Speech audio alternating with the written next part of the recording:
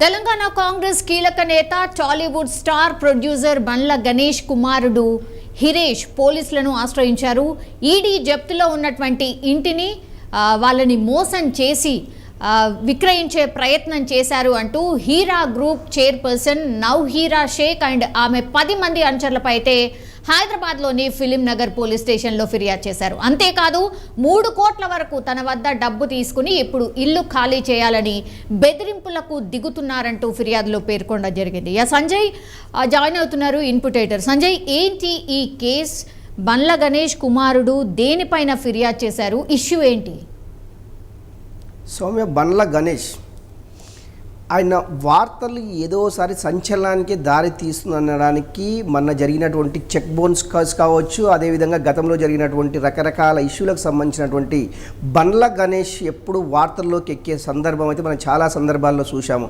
అందులో భాగంగా బండ్ల గణేష్ కుమారుడైనటువంటి ఈరేష్ తనకు సంబంధించినటువంటి అంటే హీరా గోల్డ్ ఎప్పుడైతే ఒక 2017లో హీరా గోల్డ్ 5,000 కోట్లకు సంబంధించినటువంటి కుంభకోణం మనందరికీ తెలిసిన విషయమే. ఆ హీరా గోల్డ్కు సంబంధించినటువంటి ఆస్తులను అన్నిటినీ ఇప్పటికే ఎన్ఫోర్స్మెంట్ డైరెక్టరేట్ ఈడీ దర్యాప్తు చేస్తుంది. ఈడీ వీటన్నింటినీ దర్యాప్తు చేసుకుంది. ఈడీ అంటే హీరా గోల్డ్కు సంబంధించినటువంటి ఆస్తులను అన్నిటినీ 5,000 కోట్ల కుంభకోణంలో ఎవరెవరు పాల్గొన్నారు అనే అంశం ఒకటైతే, హీరా గోల్డ్లో ఉన్నటువంటి ఆస్తులని ఇక్కడ ఉన్నటువంటి ఈ చైర్పర్సన్గా ఉన్నటువంటి నౌహీరా షేక్ అనే ఆవిడ ఈ యొక్క ఈడీ స్వాధీనం చేసుకున్నటువంటి ఆస్తులని ఆమె అమ్మే ప్రయత్నం చేశారు. మా తాన 3 కోట్ల రూపాయలు తీసుకొని ఒక ఇంటిని మాకు బలవంతంగా అమ్మే ప్రయత్నం చేశారు అనేసి బండ్ల గణేష్ కుమారుడు ఈరేషు అది ఫిలిం నగర్ పోలీసులకు కంప్లైంట్ చేయడం జరిగింది.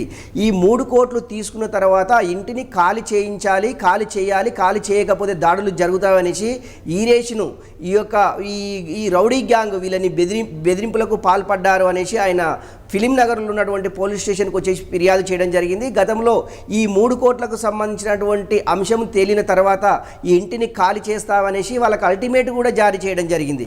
కాకపోతే ఒకటి మనము చర్చించుకోవాల్సింది ఏంది అంటే ఎన్ఫోర్స్మెంట్ డైరెక్టర్ ఆధీనంలో ఉన్నటువంటి ఈడీలో కానివ్వండి, లేకుంటే జాతీయ దర్యాప్తు సంస్థలు స్వాధీనం చేసుకున్నటువంటి ఆస్తులను ఎవరు కూడా అమ్మడం కానీ కొనడం కానీ చేయకూడదు.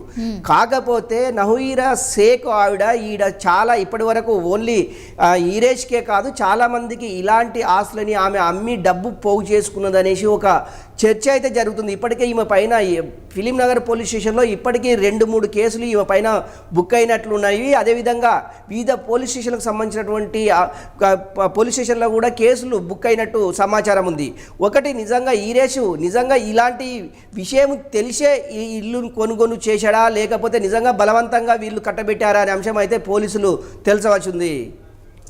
ఇప్పుడు సంజయ్, ఆధారాలు అయితే డెఫినెట్లీ ఉండుంటాయి కదా. ఇప్పుడు వీళ్ళ ఆరోపణ ఏంటంటే 10 మంది అనుచరులతో ఇంటి వద్దకు వచ్చి ఆమె ఖాళీ చేయాలని ఒత్తిడి చేసింది, బలవంతంగా మీరు వెళ్ళిపోండి, ఇది నా ఆస్తి అని చెప్పినటువంటి పరిస్థితి. ఆ కంప్లైంట్లో కూడా అదే రిజిస్టర్ చేశారు. సో ఇవన్నీ కూడా ఆధారాలు ఉండుంటాయా? బండ్ల గణేష్ కొడుకు దగ్గర ఉండుంటాయా?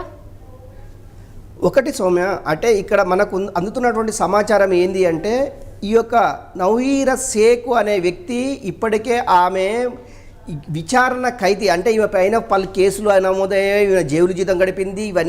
ఇవన్నీ ఒక దర్యాప్తు చేస్తుంది. ఎందుకంటే ఈ హీరా గోల్డ్ కేసులో ఈమె A1గా ఉన్నటువంటి విషయం మనందరికీ తెలిసిన విషయమే. కాకపోతే డబ్బులకు సంబంధించిన విషయము, ఆమె డబ్బుల అవసరానికా లేకపోతే దేనికనే తెలియదు. దీనికి సంబంధించిన ఒక ఇంటికి సంబంధించినటువంటి పత్రాలు హీరేష్ వద్ద పెట్టేసేసి 3 కోట్ల రూపాయలు అప్పుగా తీసుకున్నారా, లేకపోతే ఇంటినే తాకట్టు పెట్టేసేసి ఇంటినే రిజిస్ట్రేషన్ చేశారా అంశం అయితే తెలియదు. కాకపోతే ఆ ఇల్లు కాస్ట్ అయితే 10 కోట్లకు పైనే ఉంటుంది అనేసి కొంత మనకు అందుతున్నటువంటి సమాచారం. 3 కోట్లకు ఎలా ఈరేష్ కొనుగోలు చేశాడు అనేది ఒక అయితే నిజంగా ఈడీ జప్తులో ఉన్నటువంటి ఆస్తులను అమ్మకూడదు. కాకపోతే ఈమె ఎలా అమ్మింది అనేసి మరొకటి.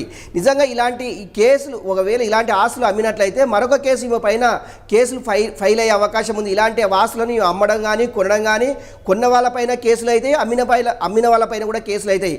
ఇప్పుడు ఈరేష్ పైన కూడా అంటే ఈ వీరేష్ పెట్టింది ఏంది అంటే నా పైన దాడి చేయడానికి ప్రయత్నం చేశారు అనేది ఒకటే అయితే నా తాన 3 కోట్లు తీసుకొని ఇంటిని ఇచ్చారు, ఇంటిని ఇప్పుడు ఖాళీ చేయించాలి అనేసి ఈ 2 కేసులు ఫిలిం నగర్ పోలీస్ స్టేషన్లో కంప్లైంట్ చేయడం జరిగింది. కాకపోతే హీరా షేక్ నవహీరా షేక్ మాత్రం ఈ ఇంటిని ఎలా అమ్మిండ్రు అనేసి ఈడీకి తెలిస్తే మరొక కేసు ఫైల్ అయ్యే అవకాశం ఉంది అనే ఉద్దేశంతో ముందస్తు సమాచారంతో ఈమె ఇంటిని ఖాళీ చేసేసి వాళ్ళకు అప్పచెప్పే అవకాశం అయితే ఉంది. నిజంగా ఈ కేసు ఎటువైపు దారి తీస్తారనేది పోలీసులు మరికొన్ని గంటల్లో కావచ్చు మరికొన్ని రోజుల్లో ఒక దర్యాప్తు వేగవంతం చేసేసి ఇందులో ఎవరెవరి ఇన్వాల్వ్మెంట్ ఉంది, నిజంగా నవహీరా షేక్ అనే ఆవిడ నిజంగా అమ్మిందా, అమ్మితే ఎలా అమ్మింది, వీటన్నిటి ఎవిడెన్స్ సంబంధించినటువంటి పోలీసులు వెతుకులాట ప్రారంభించారని చెప్పుకోవచ్చు. Soumya. Yes, all right Sanjay. మొత్తం మీద అది హీరా గోల్డ్ కుంభకోణం ఏదైతే జరిగిందో 5,000 కోట్లకు సంబంధించి మనీ లాండరింగ్ కేసులో ఈడీ దర్యాప్తు చేస్తున్న విషయం మనందరికీ తెలిసిందే. సో ఈ క్రమంలోనే నవహీరాకు చెందినటువంటి భూముల్ని కానీ ఆస్తులను కానీ ఈడీ ఆల్రెడీ స్వాధీనం చేసుకుంది. అయితే ఈడీ జప్తులో ఉన్నటువంటి ఇంటికి బండ్ల హీరేష్ను విక్రయించి అసలు విషయం ఇప్పుడు బయటపడింది కాబట్టి బెదిరింపులకు దిగుతున్నారు అనేటువంటిది కంప్లైంట్. మరి పోలీసులు దీనిపైన దర్యాప్తు చేసి మరి ఈ తప్పు ఎవరి వైపు ఉంది ఏంటి అండ్ ఎట్లాంటి కేసెస్ నమోదు కాబోతున్నాయి అండ్ ప్రశ్నల వర్షం ఎటువైపు నుంచి కురవబోతోంది అనేది కూడా we should wait and see. But Bandla Ganesh ఎప్పుడూ వార్తల్లోనే ఉంటూ ఉంటారు. ఏదో ఒకటి ఆయన కామెంట్ చేయడమో లేకపోతే ఇట్లాంటి ఏదైనా కాంట్రవర్సీకి సంబంధించిన కంప్లైంట్స్ ఆయన మీద రావడమో ఆయన వేరే వాళ్ళ మీద చేయడమో ఇదైతే కంటిన్యూషన్ ప్రాసెస్గానైతే జరుగుతూ ఉంటుంది. బట్ చూడాలి ఈ కేసులో మరి ఏం జరుగుతుంది అనేసి.